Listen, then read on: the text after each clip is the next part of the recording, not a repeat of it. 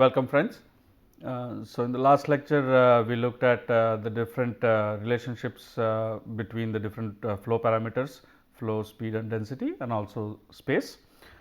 In this lecture, let us look at the different types of pedestrian facilities and what are the important issues in each of these types of pedestrian facilities and how can you develop the flow parameters for each of these or different types of pedestrian facilities. What we will look at, we have already started to look at footpaths and sidewalks. We will also look at crosswalks, what is essential there, and also a little bit of staircases and skywalks. So, when we talk about sidewalks and footpaths, there are different examples all across India, right. We have some pictures from Jaipur, Delhi, Pune, Gangtok and Hyderabad.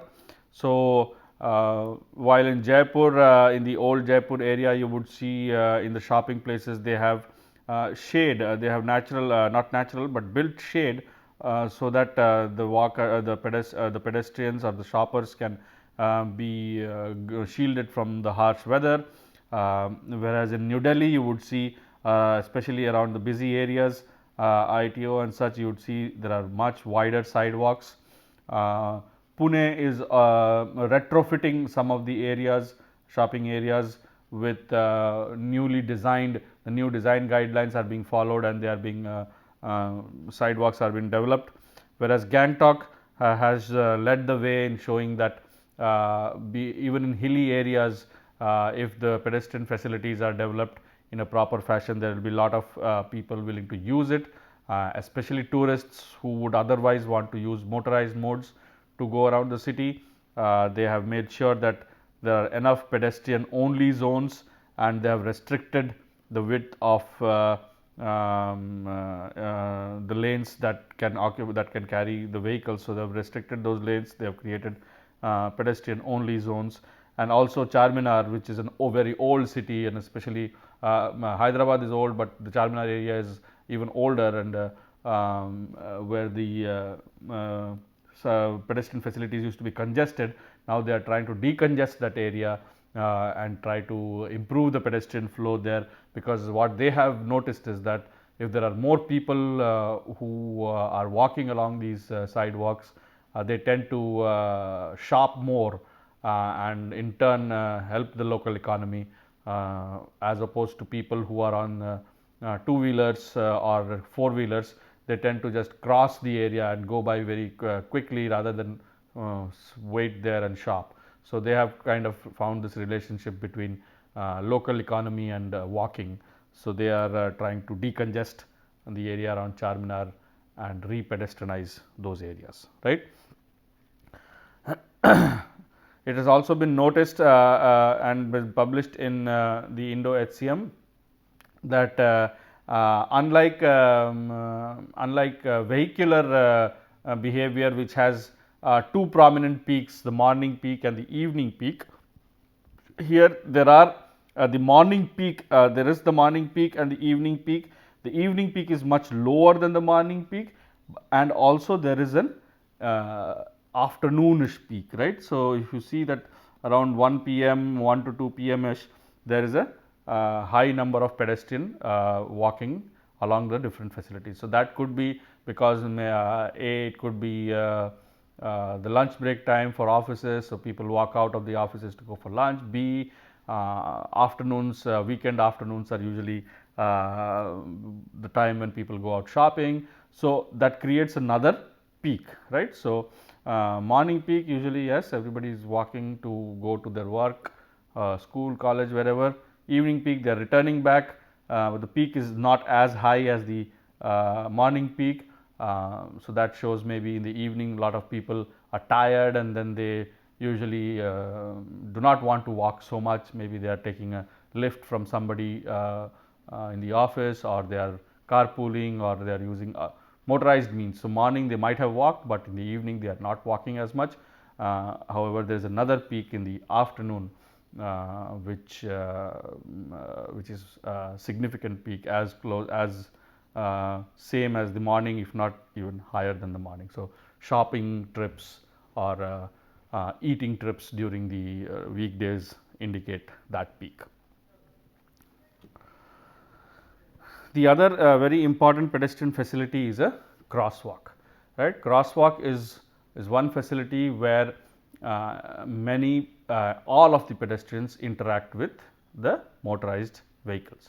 Now, these crosswalks could be at signalized intersections and sometimes crosswalks are also put at mid block sections, which has to be put very carefully, but there are instances where there are marked crosswalks at mid block sections because the distance between one intersection to the next intersection is too high.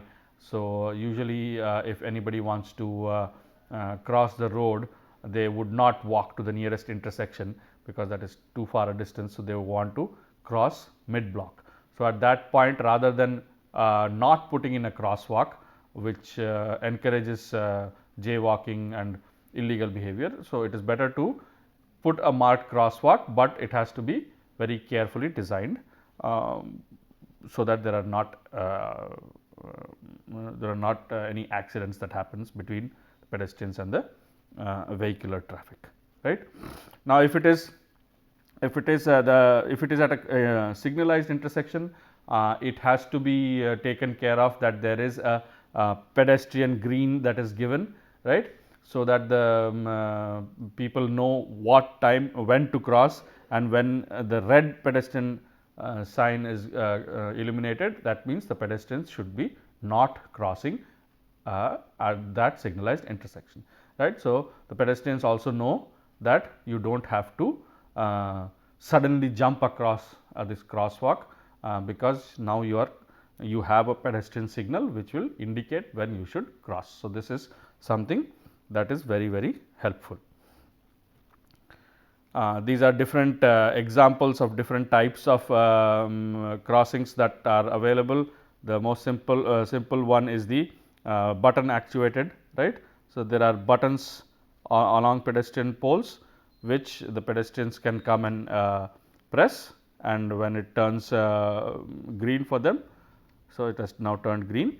So, now the pedestrians can cross, and it must have turned red for the cars as well. Now, when it is red, the cars are moving, whereas the pedestrians are standing. The other ones more sophisticated ones are the ones that have a button, but also has a sensor on top of it. So, what it happens, those kind of signals do is that as soon as it detects anybody, any pedestrian waiting to cross, there is no need for anybody to press the button. It automatically turns the signal from red to green for the pedestrians and from green to red for the cars, and the pedestrian can cross. Similarly, toucan crossing is it is both for pedestrians and bicyclists. So, now in this case both the behavior, it is more complex now because the behavior of the cyclists and the pedestrians are different. However, they are both non-motorized modes of transport. So, they are kind of combined, and the signal that is given has both the signal head of a pedestrian as well as a bicycle. So, there it is a combined mode. So, these are all different types of pedestrian crossing, pedestrian and bicycle crossing that can be incorporated at your context specific location, right. If it is a residential street, you may not want to have sensors and all, it may be okay with just having a pelican crossing. But whereas, if it is a very crowded junction, then it is better to have a sensor which is always working to give space or give crossing time to the pedestrians to cross.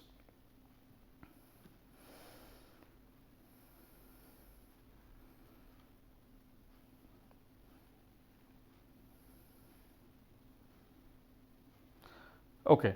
Now, some of the important terminologies to understand for the crossing situation is that usually what people are looking for is the gap between the vehicles, right. So, this is especially, okay, again I should clarify, this is at crosswalk at unsignalized intersections, right. So, there is no signal, but we have put a crosswalk here. Also, this is very important in case of intersections where the signalized intersections are too far away from each other. So, people will not walk all the time away to the next junction in order to cross, but they would want to cross where they are. Okay. So, when you are also, if you put in only a pedestrian signal, right, you can put in only a pedestrian signal here. So, there are no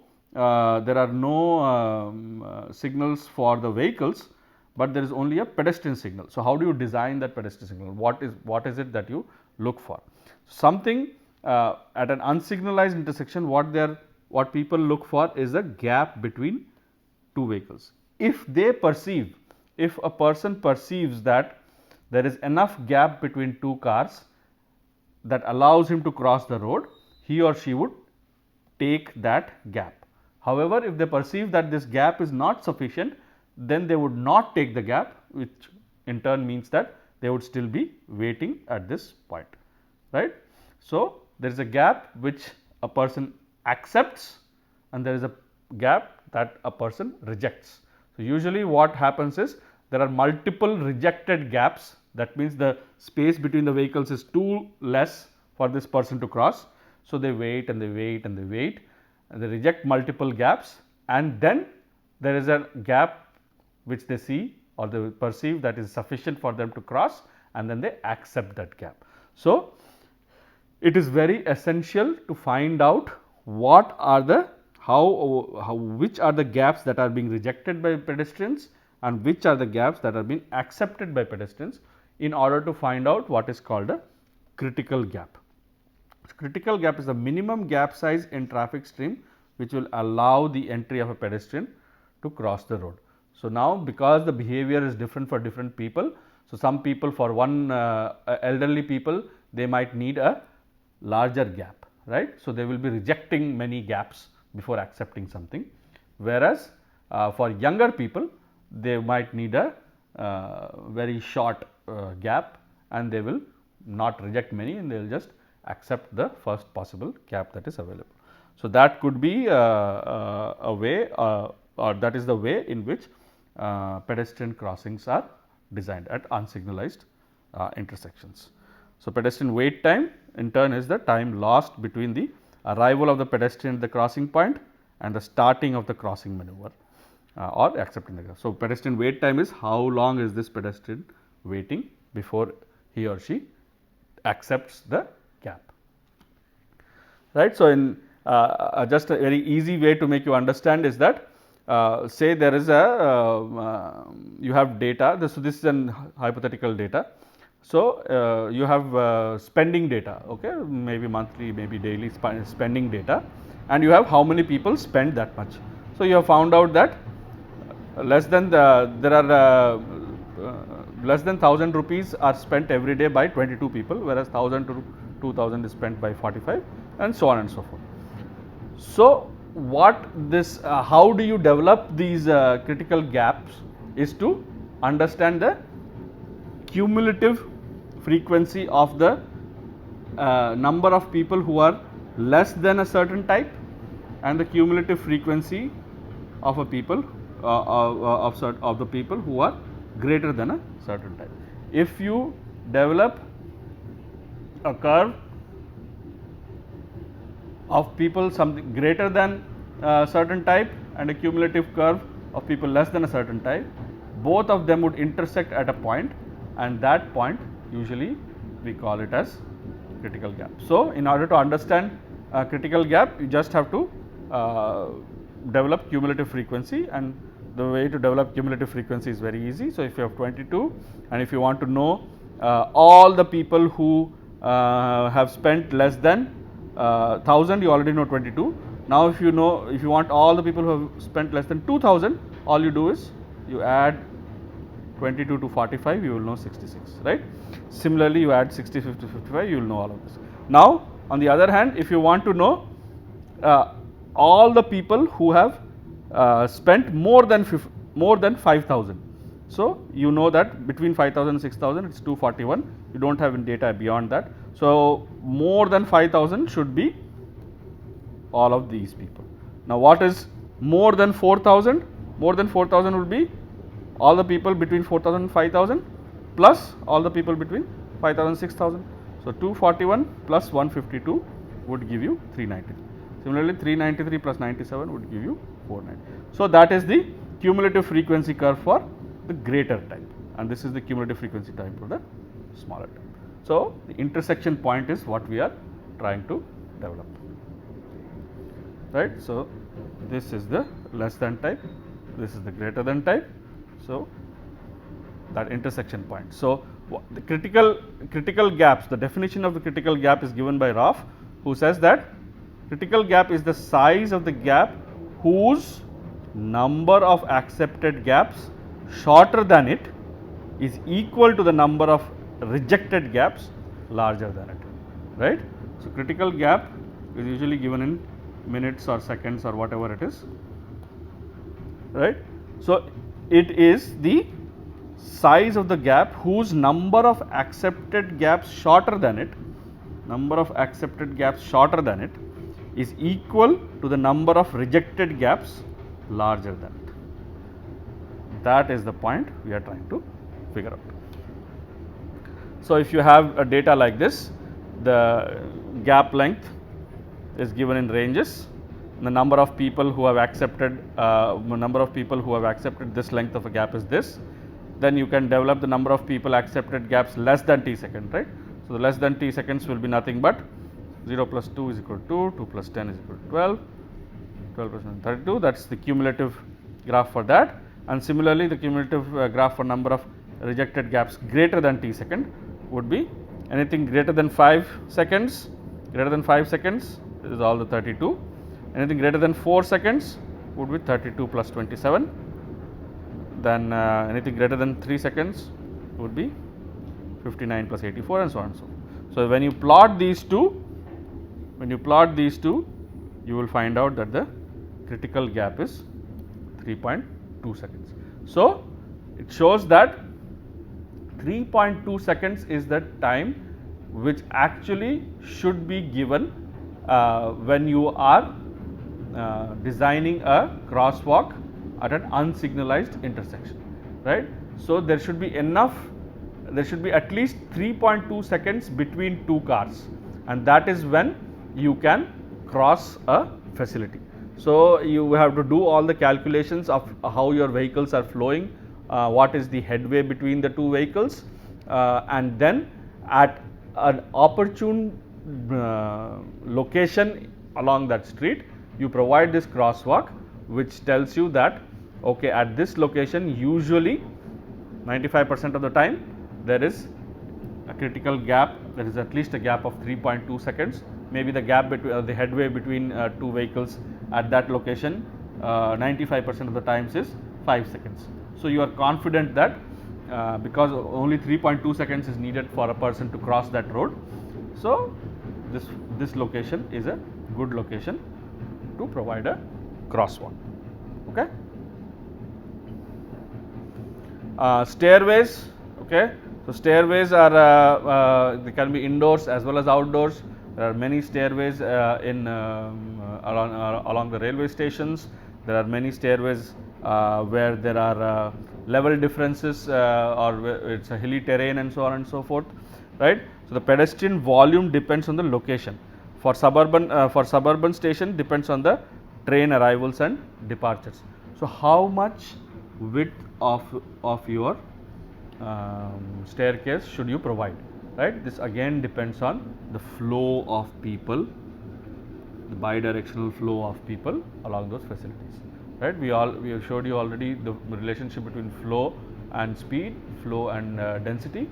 So, based on those relationships, in this case the speed will not be, right. If people are going up, their speed will be less than the people who are going down, and collectively the speed on any kind of a stairway will be less than usually the speed on a flat road, right. So, flat road people are faster, whereas if you are going up you are slower, if you are going down also you are slower than this.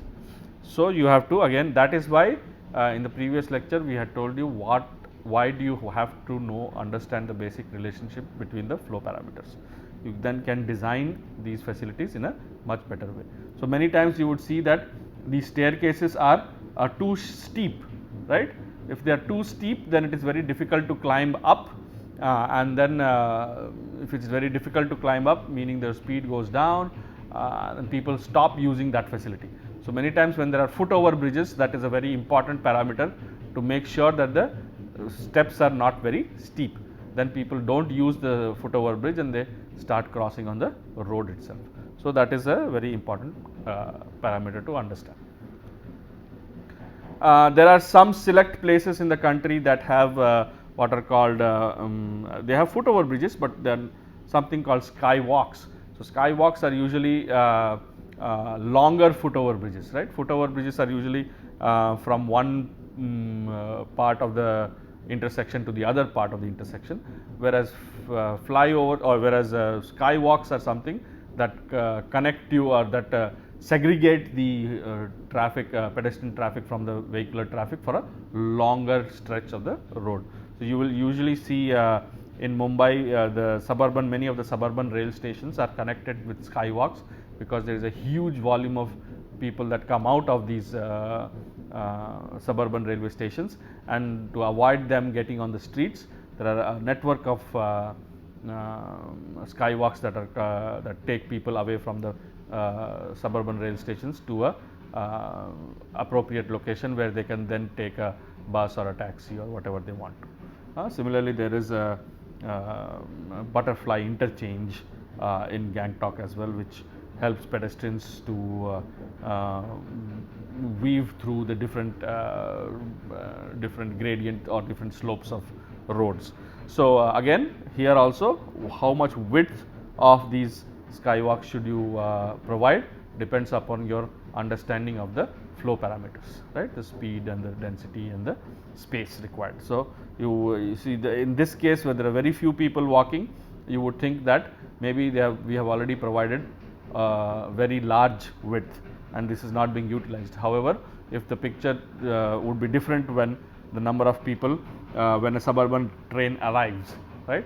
So, at that point the rush may be so high that this would be utilized to a maximum extent. So, again depends upon for what capacity you are trying to build your infrastructure. Is it just peak hour capacity you are trying to usually people build it for peak hour capacity, so that the system does not fail the largest volume of pedestrians coming, whereas at other times usually the situation is much better. The flow may be lower, but the comfort and the speeds are better. On the Indo-HCM, again speed observed in the Indo-HCM along footpaths, maximum speeds, minimum speed, they are all given to you. It would be a very good idea to at least get a copy of the Indo-HCM, which has for the first time in Indian conditions developed these relationships. It also shows you average crossing speeds by male and female for different types of road configurations, right. So, if it is a 2-lane undivided road, the speeds are pretty high for males, whereas they go down if they are 4-lane, 4-lane, 6-lane. 8-lane divided, they are high because they usually they have a median. They cross in 2 different regimes rather than one regime. So, they cross quickly, stop, and then they cross quickly again. So, that is why the speeds are kind of higher. Female speeds are usually less than the male speeds. So, then you always have to make sure that when you are looking for the critical gap, you design it for female speeds as well. So, it's female critical gap is how much as versus the male critical gap. You have to make sure that you are designing it for both of them and not only for a male who is crossing. Similarly, so here are the critical gaps for each of those lane configurations. So, you see for a 2-lane road, people quickly cross that, people are very confident that even if you just have 2.85 seconds between 2 vehicles, so the vehicle A is here, vehicle A is here and vehicle B is here, and it's only 2.85 seconds is enough for a person to cross. Whereas when it's 4-lane divided, he or she is a little bit more careful and need the larger gaps, whereas if it's 8-lane, they need the largest number of gap. Okay, waiting time for at crosswalks. This waiting time can be just seen as in relationship to the critical gaps. For waiting times on 2 lanes is much lower, right? So people usually take a, since the critical gap is the lowest, they also wait for the lowest amount of time, whereas as the critical gap also kept on increasing, as we saw in the previous slide, so does the average waiting time also keeps on increasing, and the difference between the male and the females are shown here. So that brings us to the end of our this lecture. Again, the references are provided here. What we showed you in this lecture is the different types of pedestrian facilities and how the flow parameters have to be kept in mind while you are designing for different types of different types of pedestrian facilities. Especially when it comes to crossing facilities in India, we showed you how you can have only a pedestrian crossing signal. You can have a pedestrian crossing signal along with a bicycle crossing signal as well. And when you have an crossing facility without any signal, what is it that you should keep in mind while designing such a crosswalk is the critical gap that pedestrians accept. So how do you calculate critical gap? We showed you an example of that, and the various standards that has been observed in the Indian situation and are depicted in the Indo-HCM was also shown to you during this lecture series. Thank you.